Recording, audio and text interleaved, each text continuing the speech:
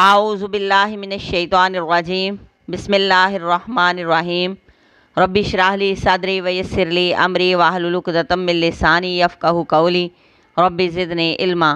سورہ آل عمران کی آیت نمبر 91۔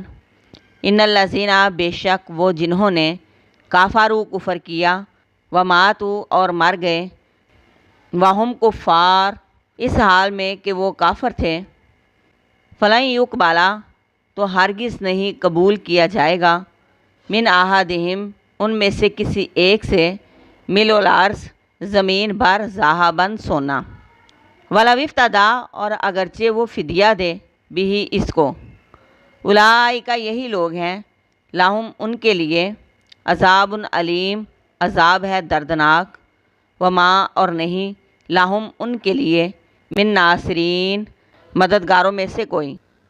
جن لوگوں نے کفر کیا اور حالت کفر میں ہی مر گئے، ان میں سے کسی ایک سے بھی زمین بھر کے سونا بطور فدیہ نہ لیا جائے گا، اگرچہ وہ فدیہ میں دینا بھی چاہیں، ان سے ہرگز نہ لیا جائے گا۔ ایسے کافروں کے لیے صرف اور صرف دردناک عذاب ہی ہے۔ ایسے ہی کافروں کا کوئی بھی مددگار نہ ہوگا۔ موت کے وقت اور حالت کفر میں مر جانے سے توبہ قبول نہیں ہوتی۔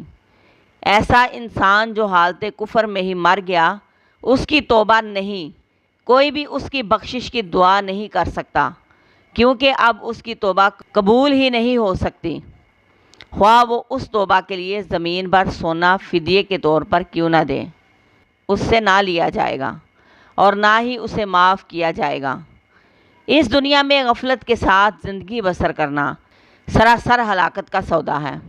انسان کو اس لیے پیدا نہیں کیا گیا کہ وہ اپنی زندگی بے مقصد اور صرف دنیا کی عیش و عشرت سمیٹنے میں گزار دے اور اپنے خالق سے غافل ہی رہے۔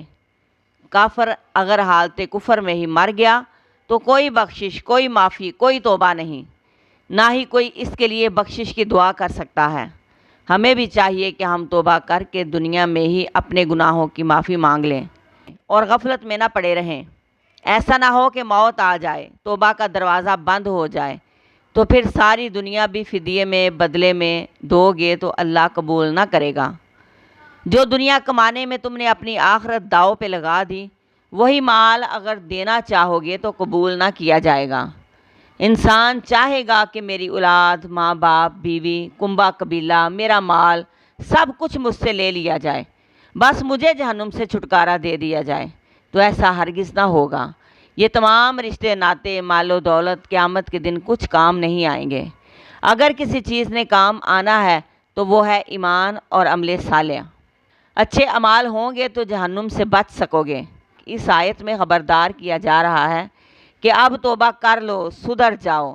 ایسا نہ ہو کہ وقت گزر جائے، پھر تم توبہ کرو تو پھر تمہاری توبہ قبول نہ ہو، پچھتاتے رہ جاؤ، اپنا نقصان کر بیٹھو، ایسا نقصان جس کی تلافی بھی ممکن نہیں، کیونکہ دوبارہ تو اس دنیا میں آنا نہیں۔ اللہ تبارک و تعالی ہمیں ایمان، عمل صالح اور توبہ کی توفیق عطا فرمائے۔